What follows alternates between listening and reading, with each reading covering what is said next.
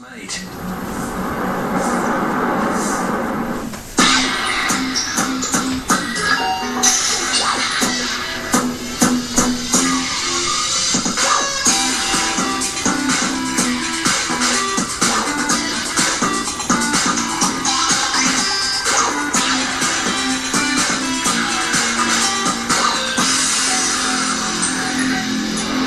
Today on How It's Made, almost a mini-series.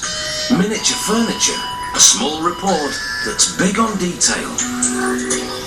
Garden steam locomotives, little engines that take a lot of work. Hovercraft, great idea, let's see if it floats. And folding bicycles, carry a bike, not a briefcase, we'll show you how. But first, making furniture is a matter of scale, especially when it's for a doll's house.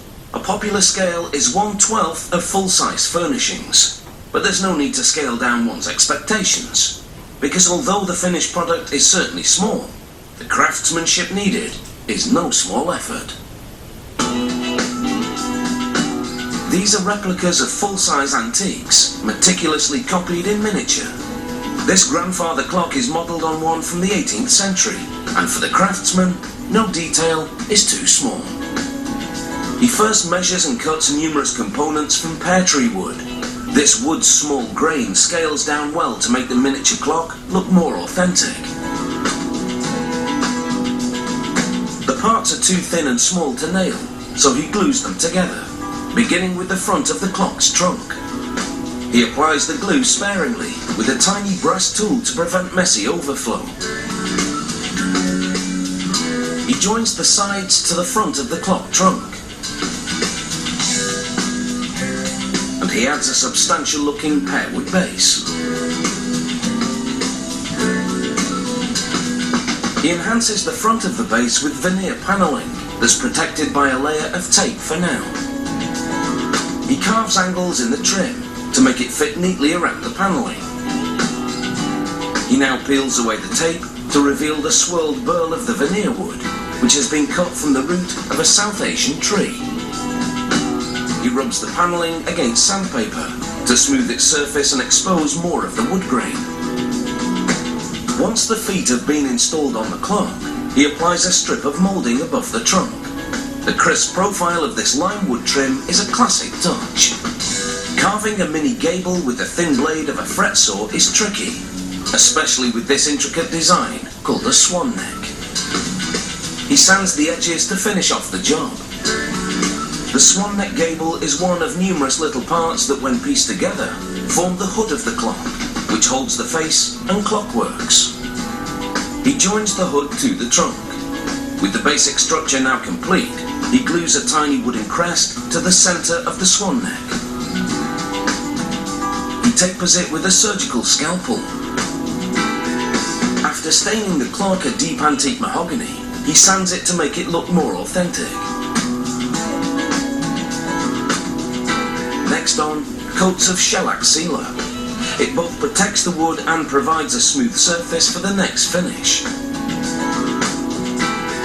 After the sealer dries, he sands it a little more, and then applies 2 coats of traditional French polish. This mix of alcohol and shellac gives it a high gloss finish. Once it dries, he buffs the wood with wax to enhance the sheen. The clock door, with its exotic veneer, is also stained, polished and waxed. Then, using tweezers, he positions tiny brass hinges on the door.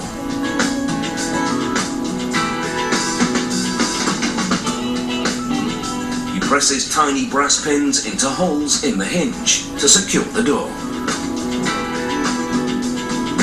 He files the pinheads until they're flush to the hinge. He now dips the pendulum and its weights in acid, which gives them an antique finish. He installs them in their compartment in the clock. He now sets the clock upright and paints the back a basic black. Clear a acrylic goes into the opening of the clock hood. Acrylic has a slight wave to it that looks like old glass. This small watch movement is what will make this mini grandfather clock tick. Using double-sided tape, he attaches it to the dial. He fastens the hands to the clockwork shaft, and then he lowers the dial and clockworks into the hood compartment. He signs the back with a paint-filled pen, which makes his signature stand out against the black background. And finally, he glues a tiny tassel to the door handle. Including drying time for the various finishes, it's taken over 3 days to make this miniature grandfather clock.